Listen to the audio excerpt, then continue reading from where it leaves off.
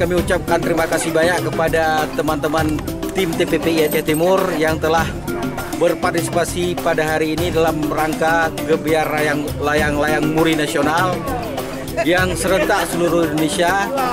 Alhamdulillah berjalan sukses pada hari ini. Kegiatan kita di Aceh Timur berlangsung aman yang diikuti lebih kurang 69 peserta yang dibagi dalam 3 tim.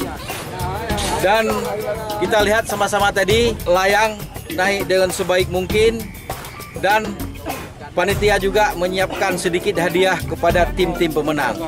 Hari ini keluar 2 pemenang, 1 tim Banda Alam dan yang kedua Nur Salam.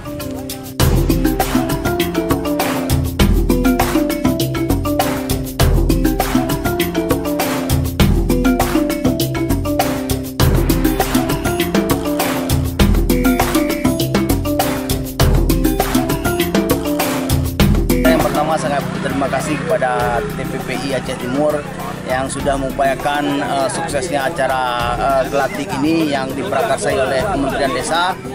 Ya, ini merupakan partisipasi untuk kita budayakan budaya lokal kita agar ini juga bisa menjadi ajang wisata kepada masyarakat desa dalam rangka peningkatan ekonomi masyarakat desa.